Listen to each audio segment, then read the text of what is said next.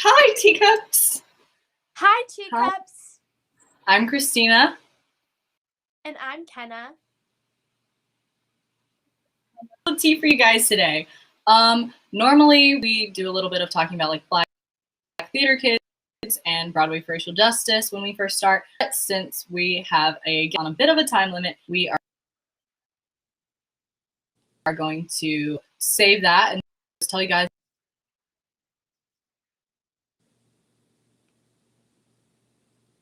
channel that is Christina and Kenna Latif. And if you follow us on Instagram, our YouTube channel is also listed in the link tree in our bio. And we have our own personal Instagrams there, as well as resources and our donation link for Broadway for Racial Justice. So definitely check that out. Get to you. And normally at this time we would talk about Broadway for racial justice, but we have a guest who can tell you a little bit more about why you should donate. So we're going to be welcoming Brandon Michael Nase. Hello. Hi. How are y'all?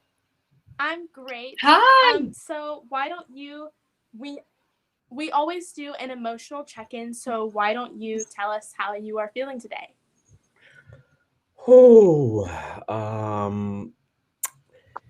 It's been a crazy few weeks. There's a lot going on, in New York, just like as it pertains to like communally in New York, they just announced that New York will be fully open by July 1st, which is like kind of crazy to think about. So yeah, I'm feeling a lot of things emotionally. I'm a little tired, a little stressed.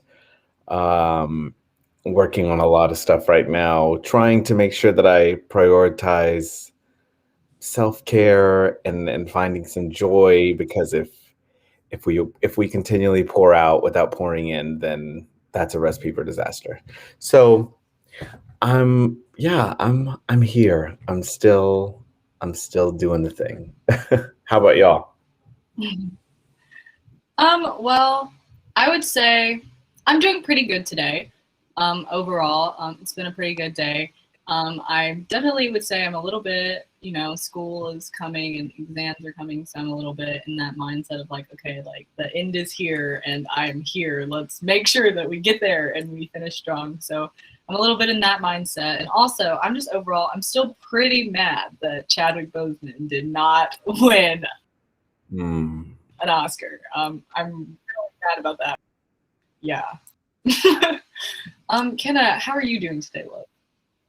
I am doing pretty good. Yeah, I'm doing pretty good. It's Friday, so I'm done with school, and I'm super excited for our interview today.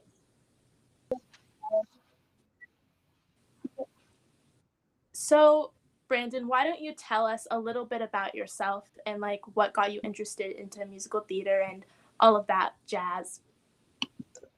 Yeah, I've always been a performer. I come from a family of musicians. So music was just kind of always a thing that I did. And when I was in high school, I was heavily involved in choir. And then when I started thinking about college, I knew that I was going to do music. It was just like, how am I going to do music? Like, in what capacity? So I decided to major in music education. I got a degree in music education. I became a choir director in public schools in Texas. And after doing that for a couple of years, I was like, I think I want to pursue performance, because that's what I've always wanted to do. That was my dream. And so I decided to do musical theater because I loved musical theater. I grew up doing it. And, but I was like, I need to learn how to sing 8 shows a week, and I need to take acting. So I auditioned at a couple of schools. I auditioned at Oklahoma City University and at NYU. And I got into both. And I was like, well, NYU. I mean, if I want to do musical theater, I should go to New York. So I came here for grad school and graduated in 2015 and have been, working ever since, thankfully, doing a lot of incredible, incredible theatrical pieces. So, yeah. Well, speaking of theatrical pieces that let's talk about the Cats National Tour. You were slash Old Deuteronomy and the Cats national tour. What was your experience like for that? I actually was doing another show while I was auditioning for that. So I was doing the show called The Black Clown at American Repertory Theater in Boston. So I was there, and my agent, sent me the submission, and so I actually sent in a tape first. And then after I sent in my tape submission, then they asked me to come to New York. So I went to New York for the my live audition, and the next day they were like, booked it. It was very short, like it was short, sweet, to the point. And No, that's absolutely.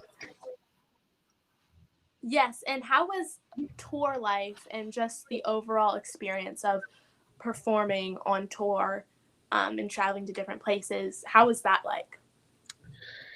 It's very exhausting. I think people kind of look at it like a little bit glamorous, but when you think about the fact that your travel day is a Monday, and so unless you're doing a long sit down somewhere, like there were some cities, like we were in LA for a month, we were in Toronto for 6 weeks, so like a month and a half. So in those spaces, we actually had a day off. But if we were doing like a city for a week, then another city for a week, then another city for a week, then it was like you do a show Tuesday night, Wednesday night, Thursday night, Friday night, and then you do 4 shows on the weekend. So 2 shows Saturday, 2 shows Sunday. Then you go and you pack, and Monday you travel all day, and you get to wherever you're doing your show, and then Tuesday you start the whole thing over again. And so to me, a travel day isn't really an off day. I think that's something that needs to be looked at as it pertains to just like structurally how these things work, because traveling, I mean, especially if you're flying, that takes a toll on your body. So it's hard. It's a lot of work. It's literally work. Whereas, if you're somewhere set, like if you're sitting down doing a show somewhere you can develop a routine, a self-care routine, just like you feel like you have an actual life. Whereas when you're on the road, your life is just your job. Like that's all you're doing. And you find ways to like explore or go do this or go do that. But still, at the end of the day, you're in that city because you're working. Yeah, that makes a lot of sense. So like since you said that, do you like prefer the tour life, or do you prefer working like in the same space like every day? Oh, is that yeah. like same space every day for sure?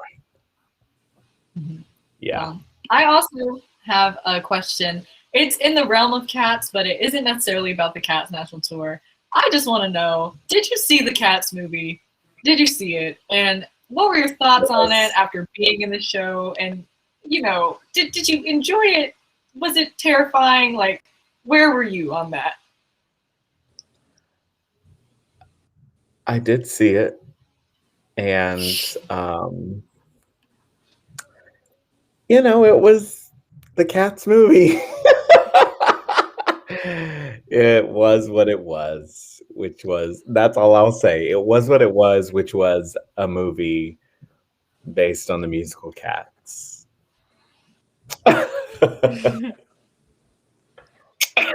Kenna really liked it.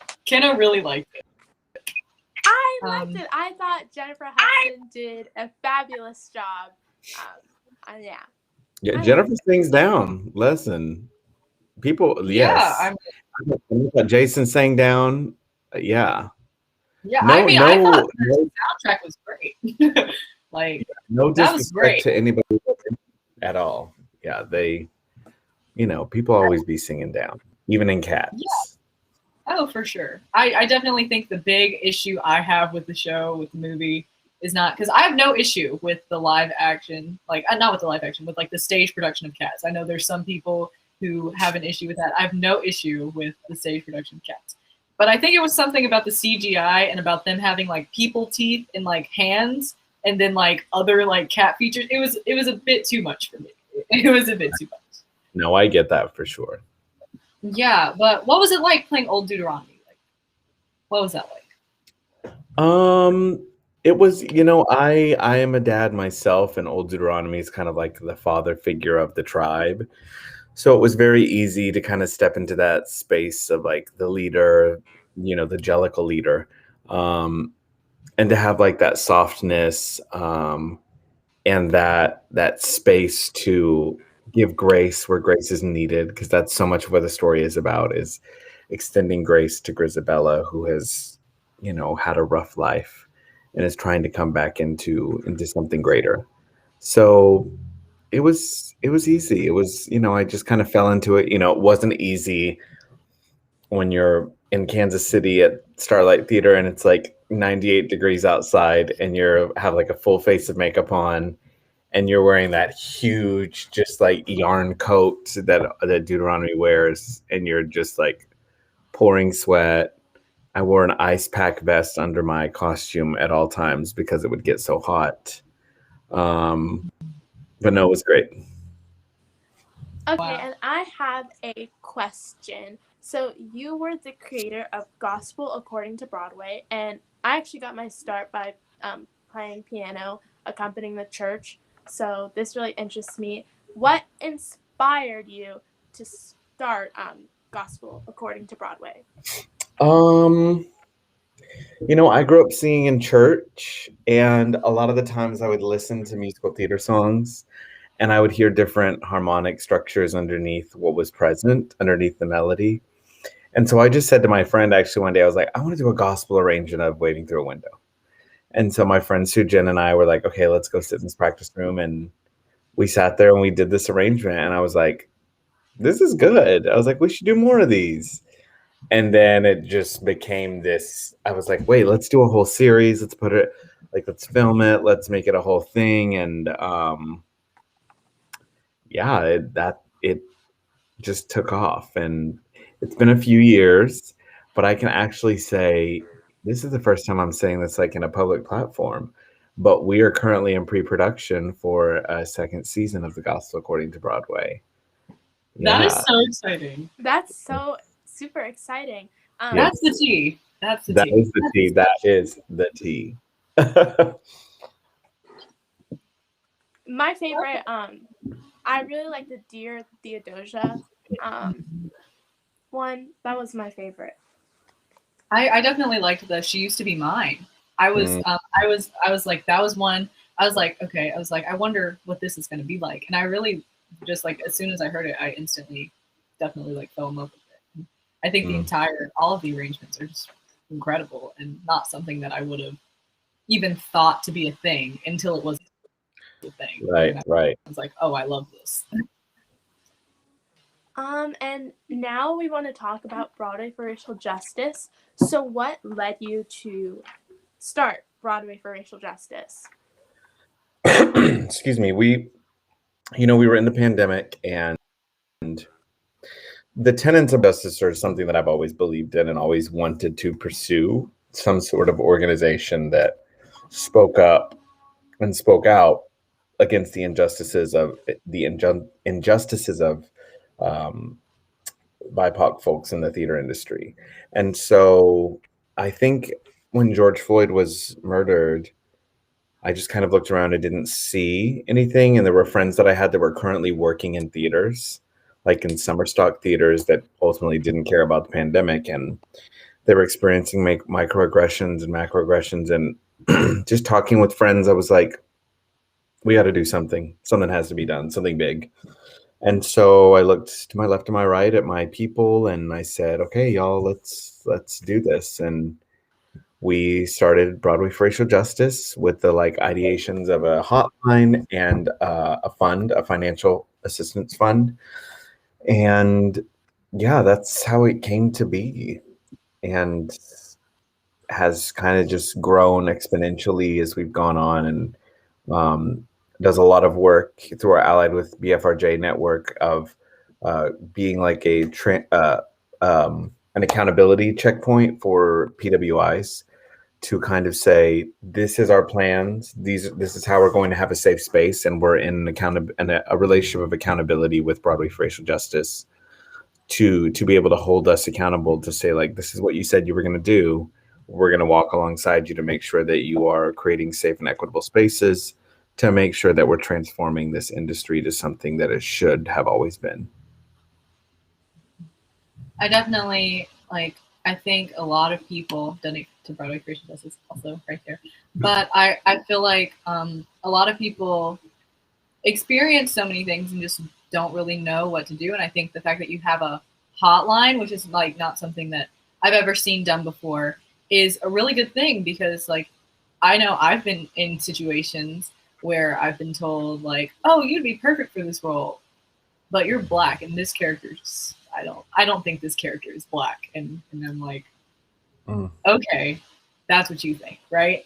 And just so many different experiences like that. Like I know you're from Texas, like I believe West Texas, right? Mhm. And so I'm from I live in Atlanta, Georgia now, but I'm from Hazelhurst, Mississippi, which it sounds exactly like what it is. Um, and it was just definitely a very hard experience for me being there. And like if a hotline existed then when I was there, I can just it'd be something that'd be absolutely amazing for me. And I know you probably help so many people with it now. And I just think that's incredible. Yeah. But I want to like ask you, what is your long-term goal for Broadway for Racial Justice? Like, what do you really hope ends up like happening? Like, not at the end, but like further down the road. Like, what do you want to see, and what Well, impact? the ultimate end goal would be that Broadway for Racial Justice could shut down and wouldn't have to exist because there's no need for it. That's not going to happen in my lifetime. I know that for sure. So, I mean, long-term goals are truly just to continue in the space that we are headed, just continuing to make space for BIPOC artists, whether that's actors, stage managers, directors, choreographers, stagehands, whatever it might be, making space for them to be able to create in a safe way and in an equitable way, and also just to be a part of bringing about transformation in the industry. I think that the areas that need to change as it pertains to Broadway and the theater industry are every area. And that's a huge feat to take on. But there are a lot of organizations doing a lot of incredible work. And yeah, I just hope for us to continue to move in a space that aligns with our mission, and also in a space and in a way that aligns with our values. Yeah, I actually was an amplified artist, and that's how I met Christina, and then we Mhm. started this podcast, and now we're with you. So we've come full circle, which is Amazing. We definitely came full circle. Kenna was an amplified artist, and then I was hosting an event that was a Black History Month event, and I was like, let's raise money for Broadway for Racial Justice.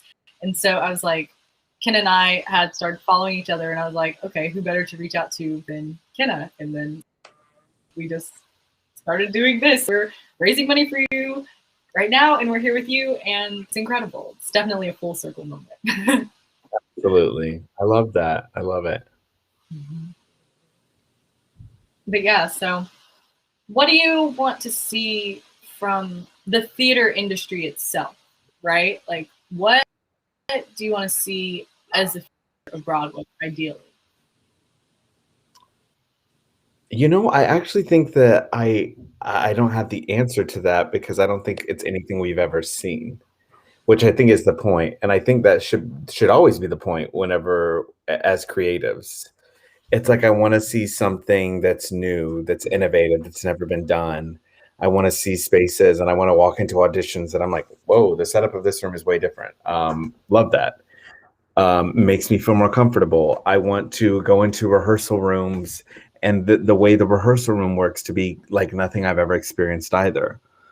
Um, I want to walk into a Broadway theater and be like, this is way different. The energy, even. I just want there to be something that I can't even explain because it's something that we haven't ever experienced in this industry. I think a truly inclusive and intersectional and innovative and creative space, um, to push that as far as we possibly can go. I don't think we've done that. So that's what I want to see. That's what I want us to start doing and what I want to see happen. yeah. So if you could give one piece of advice to minorities interested in like the musical theater career, what would it be? I would say don't think of yourself as a minority. Um, I think that's something that we are taught to think of, and in globally we are the majority. Um, so I think when we shift our thinking to just be like, oh, I have great value, I have great worth. And I think my biggest piece of advice within that would be just to take up space unashamedly, because we're always like subconsciously and sometimes consciously being made to shrink down who we are and to fit into boxes and to not take up space and to make white people feel comfortable and all of those things.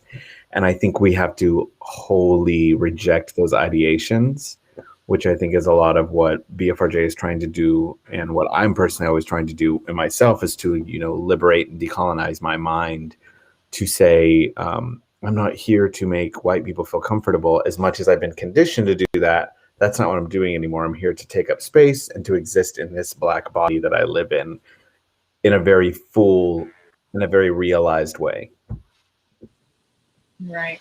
Well, I heard the other day about an initiative that it's called, I believe it's called like the Black Broadway Producers Initiative or something along those lines. And it was about training the next generation of like Black producers and stage managers and production teams and just everything. What do you feel about that? You know, that at the like on the ladder, like actors are not, I don't want to say this like negatively, but actors are like on the bottom, right? And then there's all of this above them. And like, what do you feel about like just the whole ladder being transformed? Well, and what I actually think is, if we're thinking about a ladder, I think what needs to happen is that it needs to fall over, and there shouldn't actually be a ladder. That we should like break down these ideations of a hierarchy, or that we're at the bottom and other people are at the top, and that it's like, no, this is a collaborative, creative space that we're all collaborating together. But all these initiatives that are popping up are incredible and so necessary. Like, we need them. We need all of them. We need all the organizations. We need all the initiatives to work to create space where space has not been created for people of color. Yeah, that is definitely really interesting. I've never thought about it that way. But I have a question. What is your favorite role that you've played? I guess it would technically be myself in this musical I did called The Black Clown. We didn't really have like characters. We were just really playing ourselves in the space. And it was a musical based on a poem by Langston Hughes called The Black Clown. And it was about the Black experience in America. And yeah, it was a very difficult show to do. It was very raw and hard to get through emotionally every night, crying on stage, not like, oh, make yourself cry, but like, oh, you're really experiencing something every single night. But the impact that it had on the community that saw it was just so profound. Wow. That honestly sounds like an amazing show. I wish I could see it. Yeah, it was. Yeah. I want to ask you about, I meant to ask you about this earlier, but I want to ask you about Frozen live at the Hyperion. What was that like? And I know you were Olaf, and it was like kind of like a puppet thing. Like, what was that whole experience like? It was crazy. I'd never puppeteered in my life, and that was like a puppet. Like, it was directed by Liesl Tommy, who I had done a show with before. And when I found out she was directing, I was like, oh, I had an incredible experience with Liesl. She's one of my mentors and an incredible director. She directed the upcoming Aretha Franklin movie, Respect, with Jennifer Hudson. Yeah. So she directed it. And first I did a workshop. So I went to LA for like a month in November of 2015.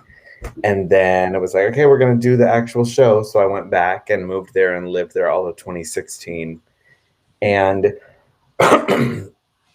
it was work. It was a lot. It was a massive show. It was massive. They completely redid the theater, a complete redesign of the theater for the show. The sets were insane. The props, the costumes, everything was just like Disney. So like huge. And the puppet was a lot. So you put on this strap around your body. It was the exact same puppet. A few like physical things changed, but the same one that they used on Broadway. We were like the prototype. And so you put the strap around your waist, and then there's this big bar that goes like underneath and through your legs, and that's connected to the bottom of Olaf's body. And then you put on these shoes that have like rods connected to Olaf's feet. And then you have to hold Olaf's head, and it's like a like when you're riding a bike and you pull the brakes, it's that kind of thing. So if I can remember it correctly, this was the mouth, and then the thumb was the eyebrows, and then there was a trigger right here for the eye blinks. So you had talking, eye blinks, and eyebrows. So it was like learning how to use all of these things at once while you're also talking, while you're also singing and doing choreography. It was crazy. It stretched me as an artist, which I loved. I often forget that like that was a whole skill that I developed, that like puppeteering of that kind of a puppet. And it was I forget the name, the same people that did all of the Lion King Broadway puppets. So it was an incredible piece of art. That's so interesting. I've never thought of like puppeteer. Like I saw different videos and stuff of Frozen Live with Henry, and I was like, oh, well, this is so cool. Like Olaf is a puppet, right? And I was like, oh, that's really cool. But I can imagine it was incredibly hard to be singing as well as puppeteering and moving and choreography and everything. Like, wow, like yeah, you're a good one for, you are a good one for that. Yeah. So we are almost out of time. So thank you so much for like just being on our show. And do you have any advice for us? Advice? No matter how scary it is, no matter what you think you might lose, like, oh, they won't hire me again, or oh, they're gonna think I'm like the loud black one, or oh, just always stand in your truth and speak truth to power, because we are so conditioned to be like, oh, I just should be grateful that I'm here, and oh, I shouldn't say anything, and oh, I need to be quiet. And I think that the younger generation coming up need to know, no. You need to stand in who you are. You need to not try to conform to the types that are out there and like, well, this is who you would be in the business. You need to say, hi, I'm Kenna. I'm Kenna. That's who I am. Hi, I'm Christina. That's who I am. And these are the roles that I want to play. And whether you believe I should play them or not, if I have the ability to play them, meaning like I can sing the songs, and if it's appropriate for me to play them, meaning like this tends to come more to like white people trying to play Puerto Rican or whatever. But if it's appropriate for me to play the role, those are my two things. Whenever I talk about type, it's like, can you sing it? Can you act it? Is it appropriate? Then do it.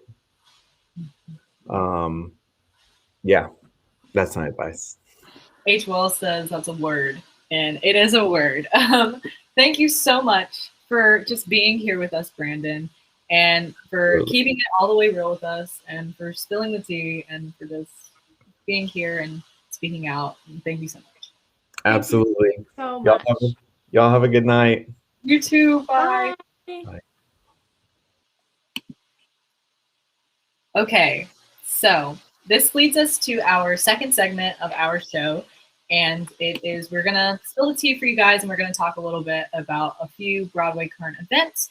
But before we get started on that, I'm going to do the BFRJ talk, and Kenna's gonna do the Black Theater Kids talk that we normally do at the top of the show. So if you don't know what Broadway for Racial Justice is, Broadway for Racial Justice is an organization that is basically just dedicated to making the theater industry a better space for BIPOC people, right? So they have a hotline, which we talked about earlier, and you can call if you experience any race-related trauma. They have a scholarship fund. They have all these different conferences and events about like decolonization, and they have a casting initiative and just so much good work. And we have set up a GoFundMe to raise money for them. I just want to say that they do incredible work. Yes, it's right down there. They do incredible work, and it's work that needs to be done, and it's stuff that needs to go. And any amount of money that you can donate is completely worth it. Like any amount of money, like whether you can only donate $1, do not feel like you can't donate because you can't afford it, because no donation is too small and no donation is too large either. Do not feel embarrassed about either one of those things. Pennies add up, dollars add up, stuff like that. So definitely go donate right down there. Oh, and I will be talking about Black theater kids. Let me just get some notes out just so I don't mess anything up. But they are awarding $250 of petty cash grants. All you have to do is make a TikTok and tag them on why you deserve a grant. I made my TikTok. My TikTok was the Cinderella story. Obviously the Black version of the Cinderella story, the superior version. But that was my TikTok, and this will pay for theater productions, dance, voice, and even dance shoes and clothes. So details are on their page. Yep, I'm pointing the right way, I think. Details are on their page, and yeah, I would make a TikTok to win $250 a petty cash grant. Definitely do that. Okay, so Kenna and I are about to talk to you guys about current events. And I just want to say that it is very hard to find Broadway news right now just because Broadway's closed down. But that leads us to our first topic. We're going to talk about Broadway opening back up. Broadway reopening? T. I'm so excited. Okay, so I'm just going to give you a little bit of background on this. So Mayor of New York, Bill de Blasio, he basically said that, okay, he wants New York to be fully opened up by July 1st, and that he is hoping that Broadway can start to open back up early fall. And the Broadway League released a statement, and they said, hey, they basically said, we are completely hopeful that we will be opening up in early September. And that is their goal, is to open up early September. I'm so excited. Me too. I'm super excited. I miss seeing just shows in general, but shows on Broadway. I really miss like being in New York City and with all the just it's magical.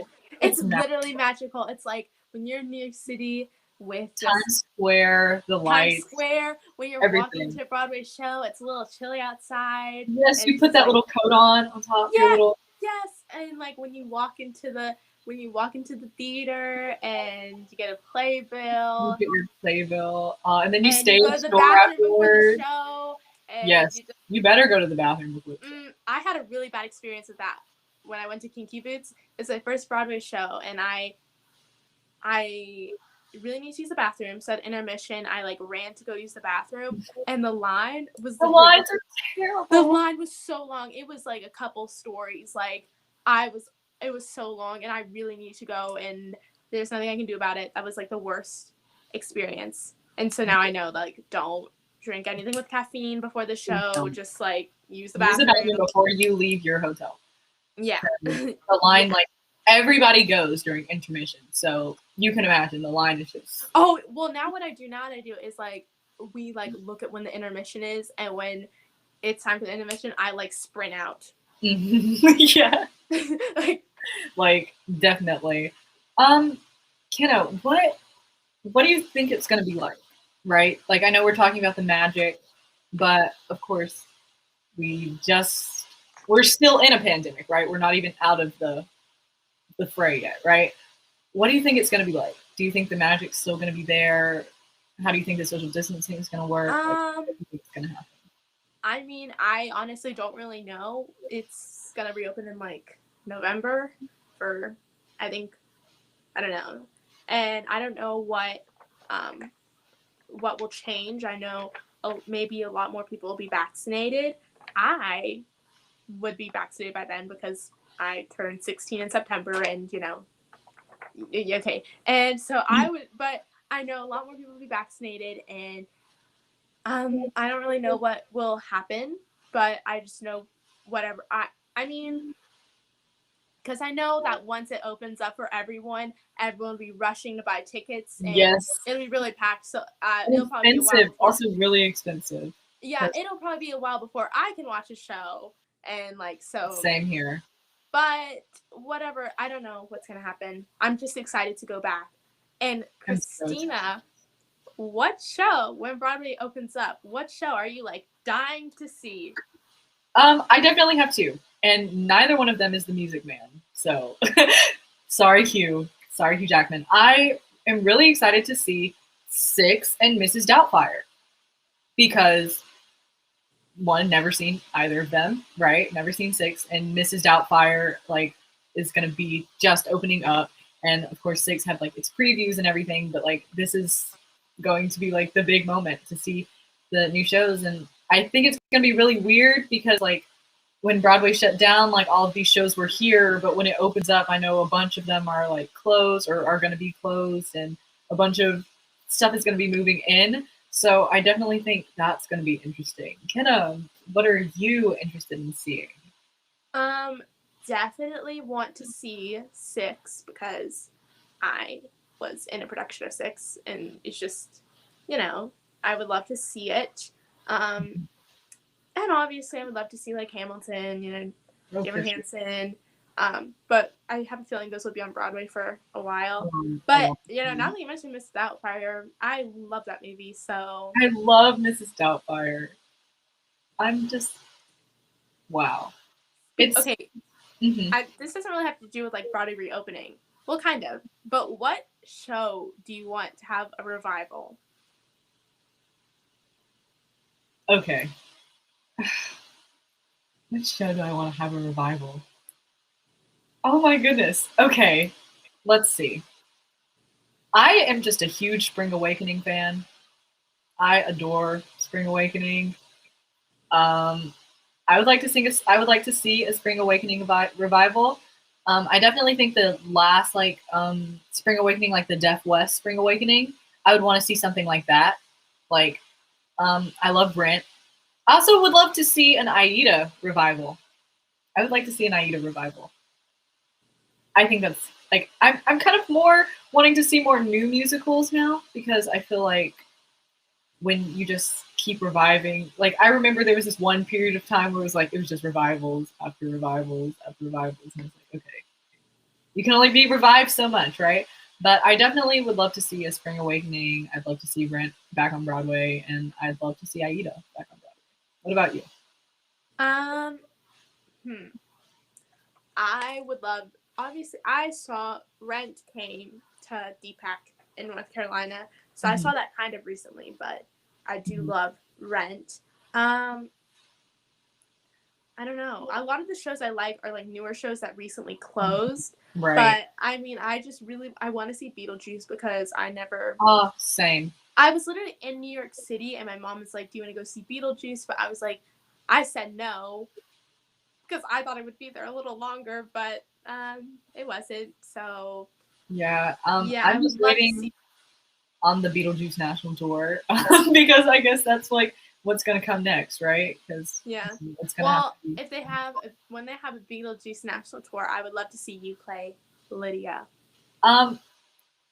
Okay, speaking of playing Lydia, I have I take an HSA class and we have like a little showcase coming up and I'm singing Dead Mom and I have like a Lydia wig. And so maybe you guys might get some footage of that. If you guys are interested in seeing like anything of me and Kenna's performances, let me know. Let us know. Wait, that would be such a good stream, like reacting to our old performances. Like if you guys are interested in that, let us know. Type it in the chat. Type it in the chat, DM us, like be like, guys, I want to see those old performances because we will give it to you. Or if you guys are interested in seeing our new performances, definitely we will show you guys. But I think we should move on to our next topic. Kenna, what's our next topic? Oh, the audience wants to see. Yes, period. Yeah. Yes. Please do that. Yes. The West Side Story trailer came out, and I want to hear all of your thoughts. I was about to say I'm gonna go first, but that wouldn't be polite. But what are all your thoughts on the trailer? I thought it was amazing. Okay. Let me tell you. Let me start off with a few things. One, I am so happy that this movie is getting redone because the original West Side Story, they had white people playing a bunch of Puerto Ricans, and they were all the same color of brown. It was blackface. Exactly. It was White blackface. people playing like it was. And that was a no. That was a no. They needed a redo. They needed a redo, and Rachel Zegler is blessing you with it right now. Oh, I love Rachel Zegler. I'm a huge Rachel Zegler fan. Yes, I used to watch. Okay, I still watch, but I still watch. I've been watching her ever. Me too. I remember I used to watch her covers on YouTube. I watched, and I remember looking at the comments. The comments were like, "Remember her? She's gonna be a huge deal." Yes. And I was like, whatever. Like, remember us when you're on Broadway, or I was here when she was here. Like it was like Rachel Zegler. Oh my goodness.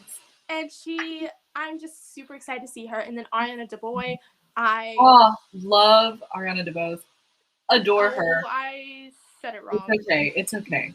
It's okay. But I'm so glad that they have actual Latinos and Latinas playing the parts. Like, I'm so excited to see Ariana DeBose. Also, Mike Feist.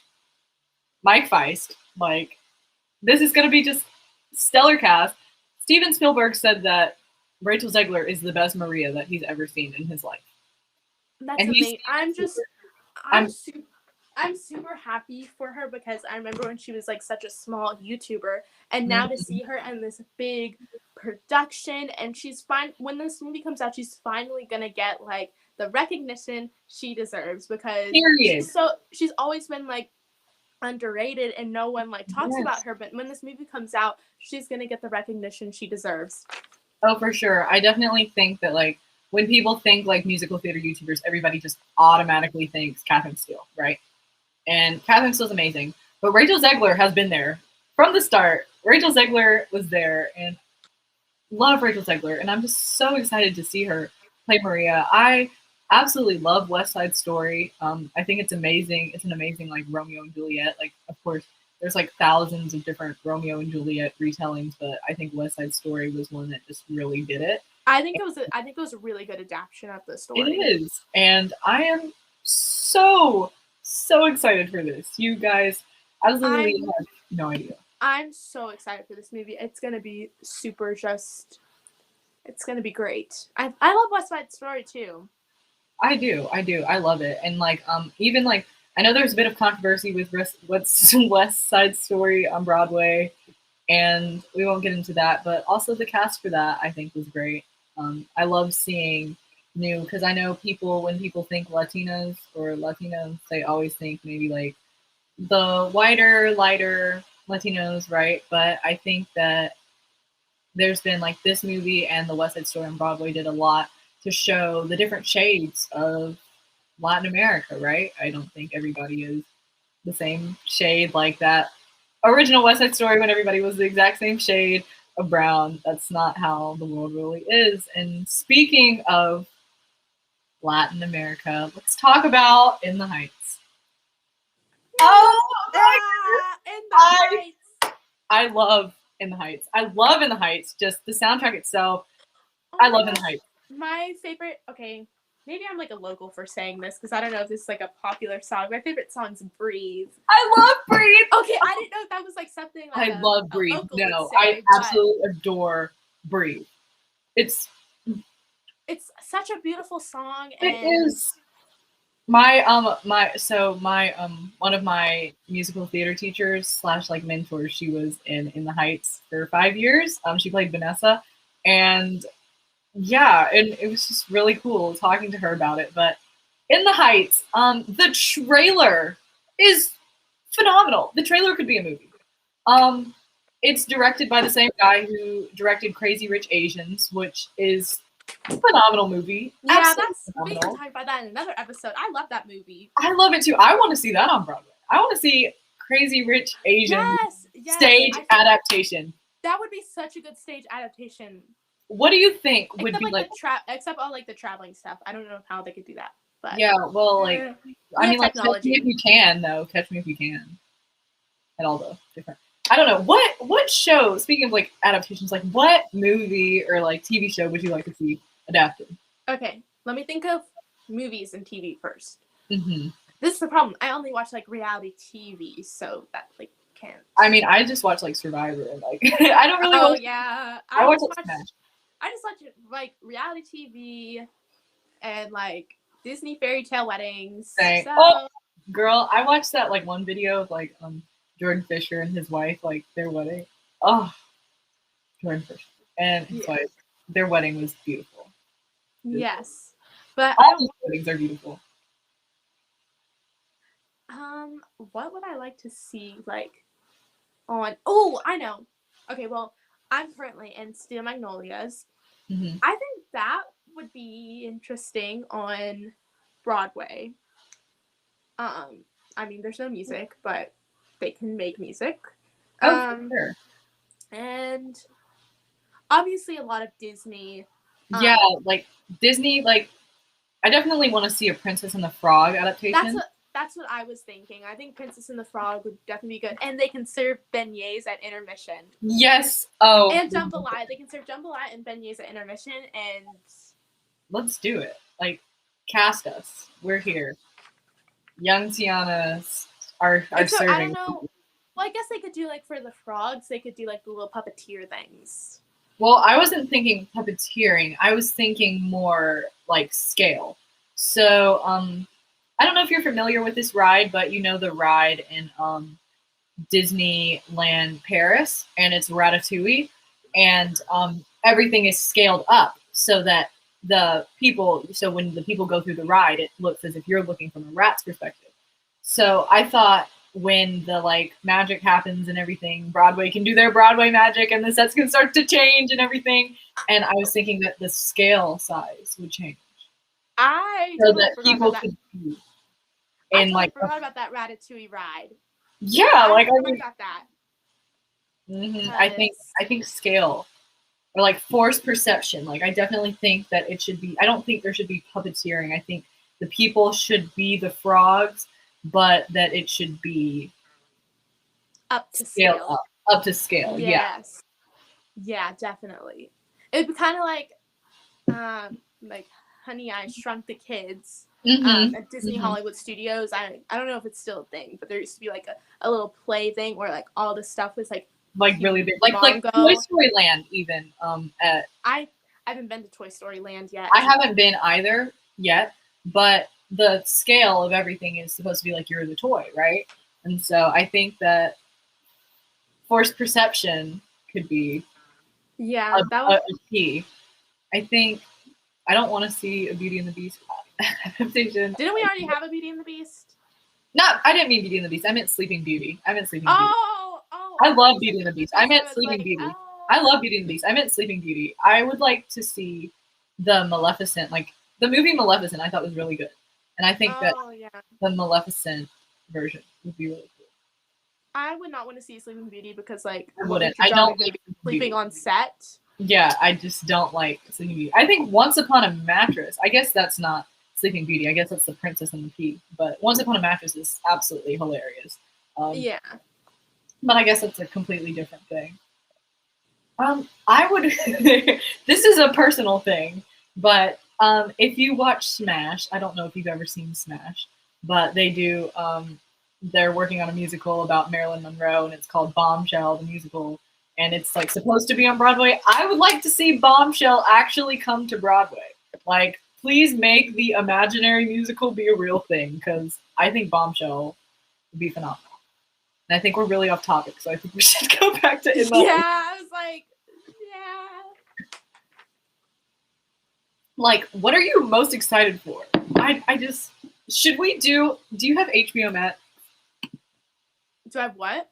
HBO Max. You'd have to ask my parents that. Okay, I don't know if you do. I was gonna say we should have like a streaming party. I see people in the chat saying we should do a streaming party, and I know there's an option where you can do like a joining like a streaming party on HBO Max.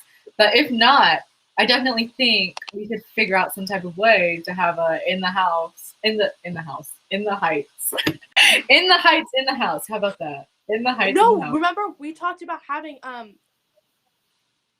School Musical the series, like a TV show, a TV like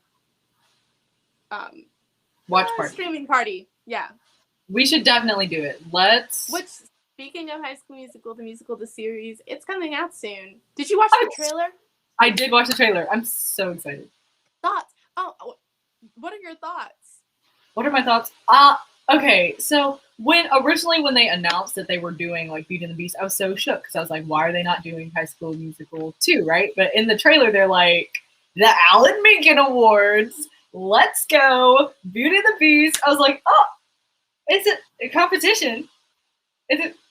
Oh, I'm so excited. I didn't. I'm still kind of. Oh, you go first. No, you go first. I'm still kind of upset that they're not doing High School Musical 2. I mean, I know it would be hard for them to do like, Fabulous in a like stage production and just like all that, but I just feel like it makes like, why is it even called High School Musical the series? If they should just change it to they should just change it to Beauty and the Beast the musical the series. Like definitely High School Musical doesn't fit anymore. Yeah, because I think like I was definitely a bit like, I understand it Beauty and the Beast now, but I definitely think High School Musical 2 would have been great because they could have done High School Musical 1, 2, and 3, and that would have been, I guess, the wrap up of their senior year, right? Right. And then that was like when they graduate. Justice for Sharpay. Sharpay was my favorite. Don't even play. I was Sharpay for Halloween. Sharpay was everyone's favorite. I was Sharpay for Halloween 2 years in a row, and people thought I was Barbie, and I was so mad. Everybody was like, I love your Barbie costume. And I was like, Justice for Sharpay. Justice for Sharpay. She was a queen. Everybody loved her. If you say you didn't like her, you're lying. You're wrong. I mean, obviously, when we were kids, I was like, oh, Sharpay. She's mean. But everyone loved Sharpay. Like, are you going to say, like, Gabriella? Glamorous.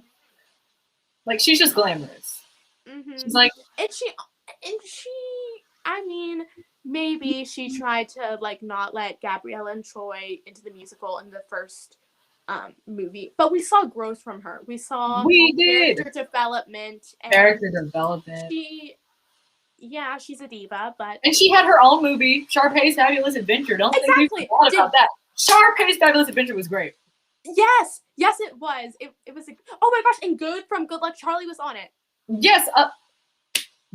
Should we? I feel like we have a whole list of movies, and we should. I had an idea if we do like maybe like a summer sleepover series, and we can just watch movies. We can have streaming parties. What do you guys? If you guys want that, let us know. But I didn't see Andrew Barth Feldman or Roman Banks in the trailer. I didn't either, and I remember. And I was like, why would you do that? I know. My friend asked me, she was like, is Andrew Barth Feldman even a part of it anymore? And I was like, he is, I think. But, like, also, why isn't he playing Lumiere? I don't know! Why is Carlos playing Lumiere? Isn't he the French exchange student? He should be playing Lumiere. Justice for his character. Justice for, what was his name? Antoine, I believe is his character's name. I think his name is Antoine. Oh, I don't know character names. I want to say it's Antoine. I don't know. Don't quote me. I think that's what it is. No. But if you're a foreign exchange student, I don't get it. I'm sorry. And he would have already had like the French accent. Why is he? I don't know. And I don't get why, like, from a marketing standpoint, they did do him dirty, period. I don't get why from a marketing standpoint they wouldn't have Roman Banks and Andrew Barth Feldman in the trailer. Like, so many people are watching this, are like so excited about this just because the sheer fact that Roman Banks and Andrew Barth Feldman are going to be in it. I also see. I don't know why Olivia Rodrigo wasn't in it that much. Do you know how big Olivia? Like, she was not in the trailer that much. Well, and I know she went away for like school, but I mean, also she's a big star. She's huge. She is a big star. She's iconic, and she's broken like all the records for. Yeah, she probably doesn't even care about High School Musical, the series. Like, she's a celebrity now. Let's have Sabrina Carpenter come in and be Sharpay. Can we have it? Like, I want Sabrina Carpenter to play Sharpay. Speaking of, who's gonna play the lead in High School Musical? Like, who's gonna play Belle? Because if Olivia's not there, I think it's gonna be Sophia Wiley. Yeah, I'd love to see it. I love her. I would like to see her as Belle. I wanted to see her as Gabriella, but it's okay. Me too. Okay. I wanted to cause controversy. I wanted there to be like in the show. I was like, cast her as Gabriella. I wanted her as Gabriella. I wanted her to be with Ricky too. I was rooting for them. Yeah, because I kind of like. Well, I don't know. I was heard a billion sorries, dude. Yes. I don't even remember what's his name. Either his first name or his stage name is Matt. Something has to. No, his name is EJ on the show. EJ. Oh, yeah, EJ. I had to think about that. I kind of like a billion sorries. That was actually like funny. I was actually except the thought that went behind, like, he was like, "Oh yeah, I stole your phone, but let me write you this song." Definitely. What do you think about? I feel like every time we do an episode, we somehow end up in the Disney realm, but it's okay because Disney is worth it. What do you think about like Big Red and what is Julia Lester's character's name? I can't think of her name. What is her name? I know it's Julia Lester, but what is her character's name?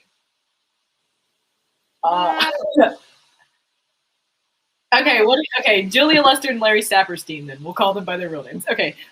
How do you feel about that pairing? Right? Like, there's...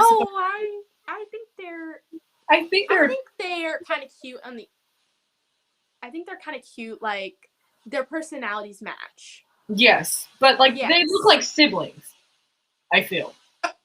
I think that their personalities, I think that the story is beautiful. But they look like siblings. I do not need to know. Yeah, they kind of do look like siblings. They do. And like, she kind of looks like his older sister, and he looks like a younger Ashlyn. There we go. Thank you. They do look like siblings. They do. Ashlyn is her name. Ashlyn and Big Red. I loved her song, Wondering, a bop.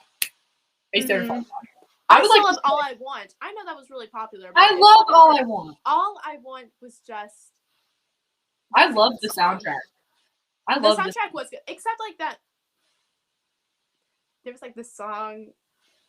There's like one song that I was like, that's really cringy a little bit. It might have been like that. Let your hair down and play. Oh yeah. That was a little bit, like it was in a weird. I was like, this is giving me Trolls vibes. Weird placement too, like odd placement. I want to say I want more screen time for Dara Renee. What is her character's name? I'm not knowing the character. She should play Belle. She should be Belle. She is the best singer out of all of them. She is the best singer. She is phenomenal. More screen time. She needs more screen time. Exactly. And like, she was in that she was in the Christmas special, and we heard her sing that Polar Express song. She was so good. She was so good, and I was like, why do they only have her sing like that one song? Why is she the black best friend trope? I'm not here for it. I'm not here for it. She or Sophia Wiley needs to be Belle. I think she needs to be Belle because, like, Sophia Wiley is a great dancer. But I think that Courtney, thank you. You know all the names in the chat. I think that Dara Renee is definitely, like, just the best singer. And what did you think about This Christmas by Sophia Wiley? I have thoughts about that one. What did you think? The song, I think she danced, and she's an amazing dancer. She's a great dancer. And she is a good singer. But She they used a lot of auto-tune. They did. And it was to the point, I don't know why they used auto-tune, because she's a good singer and the auto-tune was made not it bad. It sounded very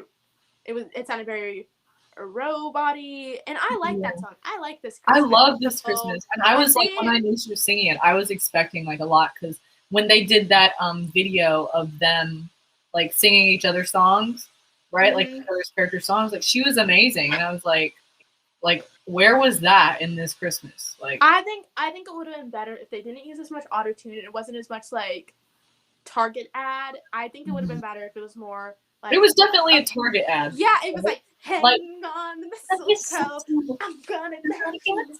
It needed to be more acoustic, like. Yeah, like, cause like Olivia Rodrigo singing River, I loved that.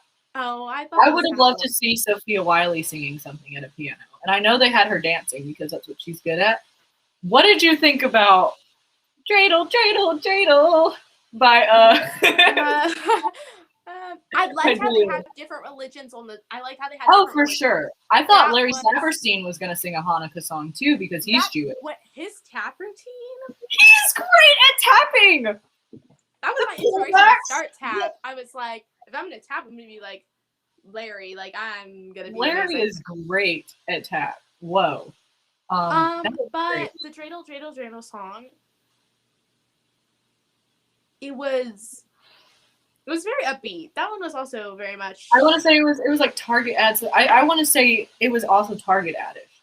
Yeah, I want to say they had this stark contrast in the way that they presented people, and it was like either you were a Target ad or you were just this phenomenal stripped down like singer. Yeah, I would definitely say that her singing Dreidel, Dreidel, Dreidel, it gave me very much back to school ad. Yes, and she's an amazing singer. Great, she is incredibly talented. I just think that cover of just like the arrangement of the song was not the best. Yeah, I did like her doing a Hanukkah song though. When she was talking about Hanukkah, I thought she was gonna sing the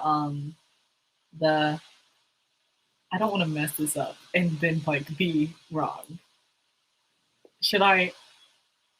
You know the song. I don't want to mess it up because it's like actual words. So, and it's like in like Yiddish, and I don't want to mess it up and be saying something that's not right. Like, it's like the Adu Chatan Adonai. That's the only part. That was really good. That sounded good to me, but That's the only part I know. So I don't want to go into the rest. But that song, I thought that's what she was going to sing. And I was like here for it, and I was waiting for it, and then I got Dreidel, Dreidel, Dreidel, and I was like, yeah. Wait, why is that kind of how it went? That's how it went, except she's like still in dress. Yeah, I was like, it just didn't hit the. It didn't hit the. I really thought that Christmas special we were gonna get.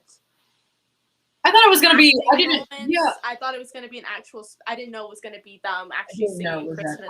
I didn't know it was gonna be like, and this is my Christmas tradition.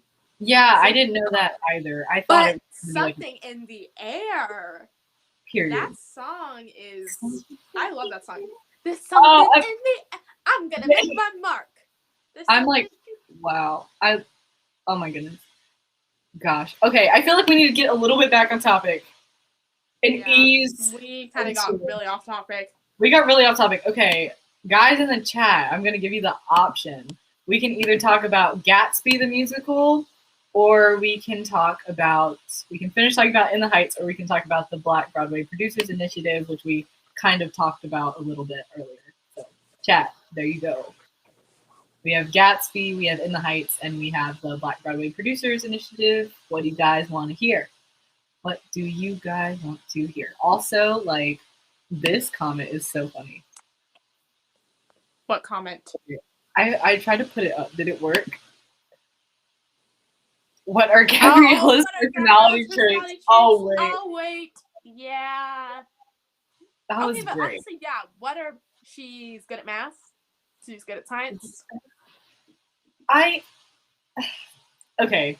She's just I feel like we can't start talking about we can't start talking about High School Musical and then get off of High School Musical, right? Like Gabriella, like especially in the second movie, right? I was like, she's just that one girl, that girl next door. Oh no, but I like Gabriella when she was with Ryan. Not saying I shipped them, but I do. I liked her personality when she was with Ryan, and I'm not trying to say Troy was like changing her, but when she was with Ryan, I feel like we really saw her real self. Like we saw her have fun, and we saw her just like let loose. But when she was with Troy, it was like I'm gonna be the girl that Troy Bolton wants. I'm Gabriella. Like that was and I liked her more when she was with like when she was like that one scene where they're all dancing and they're like singing a song and Sharpay like gets mad. That one, okay, I kind of described a lot of scenes, but it was in High School Musical too, and that one was it saw her personality. Can we talk about Corbin Bleu? Can we talk Gatsby and Black Theater next week? Yeah, let's do it because I feel like we can never get off of the topic. Yeah, it's gonna come back to Disney. It is. I want to say that like Corbin Bleu was just so precious, so absolutely precious. Did you see Jump In? Yeah, I was gonna ask that. I love Jump In. Shit to the limit. Get it. Yeah, I love Jump In. It's been forever since I've seen that. It was so good, and like that was just such a good movie. Like that's a really underrated. That and Let It Shine are underrated. Let It Shine is so good. I feel like every time it's like a Black movie, it gets a little bit of shine, and then they start throwing it on in that summer marathon when they have like that, that summer Disney movie marathon, and then they put it on at like 4:00 in the afternoon when nobody's watching it, and it's like, why would you do such a thing? Okay, I would Let It Shine. Like that movie does make me a little angry, like when he's like stealing his personality and stealing his songs. I know. I'm like, you're not telling. This is like, you're perfectly fine and capable yourself. I don't know their names. I'm probably gonna have to look up. Wait. Give me a second. Chris and Cyrus and Chris. There we go. Also, I want to talk about this. Right now. I want to talk about how Disney fries girls' hair, specifically Black girls. I want to talk about Coco Jones. I want to talk about China and McClain. I want to talk about, what was that one girl? You know the girl from My Babysitter's a Vampire, and they had her hair like. It was like, no, but you know the girl from High School Musical. What's her name? She's the Black girl from High School Musical who dated Corbin Bleu. What was her name? Yeah, her name in the show was Taylor, but I can't think of her name. Oh, Taylor. Yeah, she wore a wig. If you watch it, you can totally tell she's wearing a wig. Well, like, still, Monique's wig. Yeah, okay, like, that's a good thing. But, or like, even Navia Robinson right now. I don't understand why Disney doesn't just work with, or even Zendaya. They straightened her hair all the time. Yeah, I don't understand why they just straightening people's hair. Like, Black girls, we have our hair, and our hair is definitely like a huge part of our culture and everything. Like, you do not have to, like, that just annoys me. You do not have to straighten Black women's hair all the time. I think they are getting better at it. Like High School Musical, the musical series. Sophia Wiley's hair, her hair was like natural. I can't remember Courtney. And Darwin, she had her natural hair, and I think she had her natural hair for all of it, and then she had like a blowout at one point. But I think that they're getting better at it, but I don't really know why. They're getting better at it. I think it's just becoming a thing where like they have to. No, Monique said they had to put the headband on because they couldn't style her wig. Yeah, I know that is the tea right there. I think it's because like the hair and makeup teams that they're like hiring don't necessarily know how to do Black hair, right? But I think they need to learn, and I think gone are the days where you can only know how to do white hair or straighten Black hair and like pass. I think there needs to be teams that can do black hair because we shouldn't have to conform to get a job, right? Like that shouldn't have to be the thing, right? Yeah, but okay, back to Let It Shine because I love that Let's movie. go. Did Same. you like look up to like Roxy? Yes. Oh my goodness. I have a story. So my dad used to work at this office building, and I used to go in his office and like play music videos on YouTube and do the choreography, right? And like or attempt to. And so I used to play the a party ain't a party without me, an element. And everybody who's in it, how does this song go? I'm yeah, that's what I said. Like that song. And I used to just like go for it and just like do the choreography. And I was obsessed with her.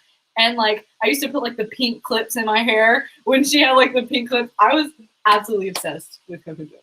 Yeah, I love I don't know. I love that movie. I love that movie too. I think it's so underrated.